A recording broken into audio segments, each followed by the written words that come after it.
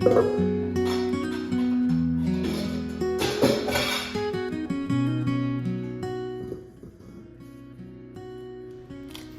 is my first time ever making sourdough cookies. I'm using the recipe from Farmhouse on Boone blog, and I'm super excited to see how these turn out. I've always wanted to try making sourdough cookies, and I just haven't had a really good starter in a while. I killed my last 2 starters. Never leave your starter in the oven without putting some sort of note or something on the oven so that you don't turn it on and accidentally kill your starter. That's my lesson for you for the day.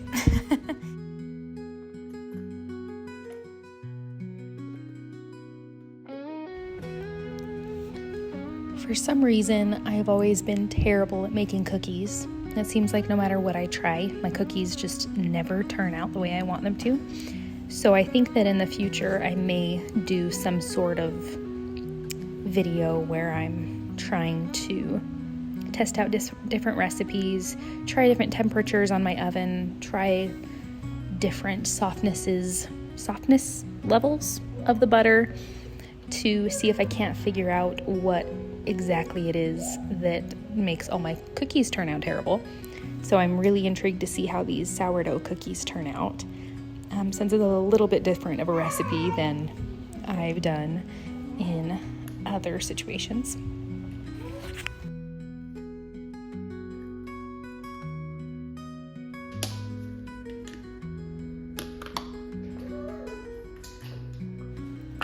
As I'm cooking, anytime I'm cooking, it becomes very apparent to me that I am in desperate need of an apron.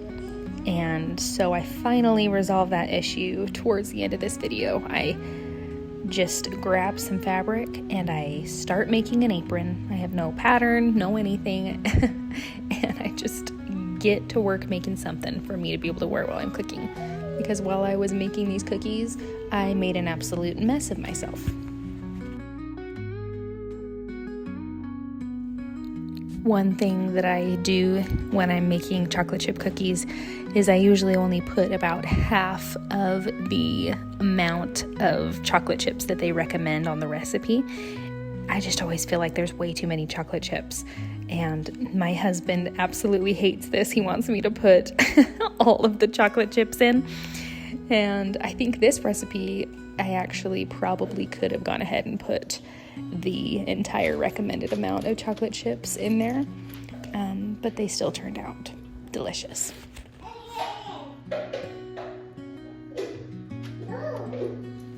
Now, I didn't follow this recipe exactly to the letter.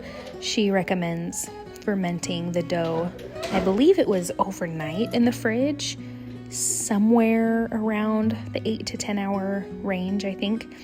And these I just went ahead and put straight in the oven. So they definitely don't have all of the benefits that come with sourdough. But either way, I think that they still turned out pretty well. They definitely got big and poofy and kind of spilled into the sides of each other a little bit. But I think maybe it's because I just made the cookies a little bit too big, a little bit too close together.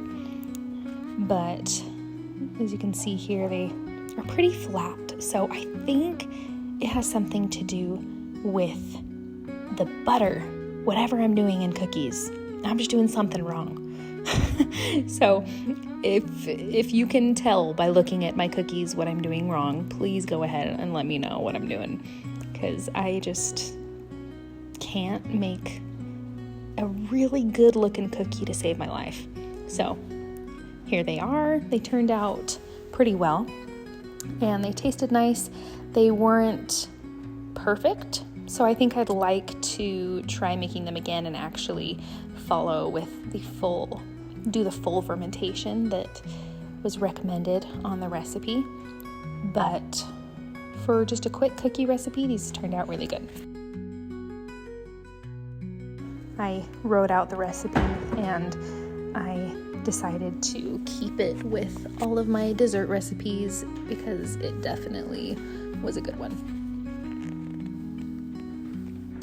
Now I'm getting started on that apron I was talking about, and I literally just drew out a pattern that I thought looked like an apron and started cutting it out on this fabric. And it was late in the evening before I got time to be able to sew it all together.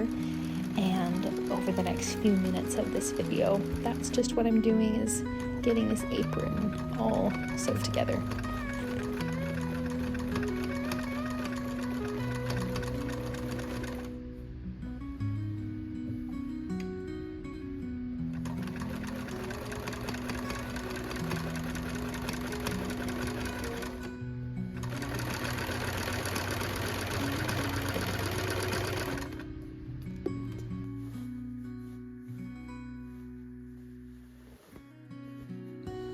I remember making an apron back in school when I was in a sewing class, and I wish I would have paid more attention.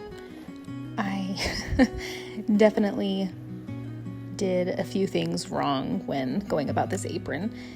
It, let's just say, was imperfect, but in the end it gets the job done for what I needed it. So eventually I think I will buy a pattern and make a really, really nice apron. But this was just, I needed something to be able to use while I was cooking, and this did the trick.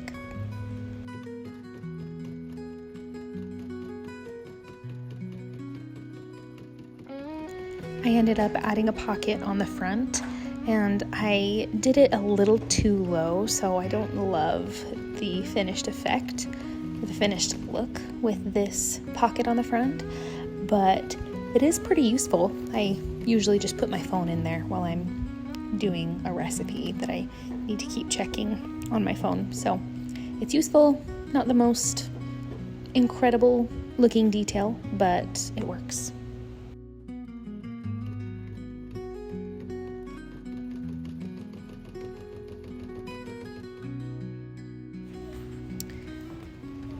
Coming up after the pocket, I start to work on the ties that go to the back and also the strip around the neck. And as consistent with the rest of the apron, they are not the best looking ever, but they're functional, and that's all I need them to be right now. They end up only being a couple centimeters wide, which I guess in a more traditional apron, they wouldn't be incredibly thick, but mine still turn out to be much too thin for my preference, at least. And here's me trying that apron on the next day as I'm getting ready to make some breakfast. It's so nice to finally have something to protect my clothes while I cook. I'm a pretty messy cook, so this is going to come in handy.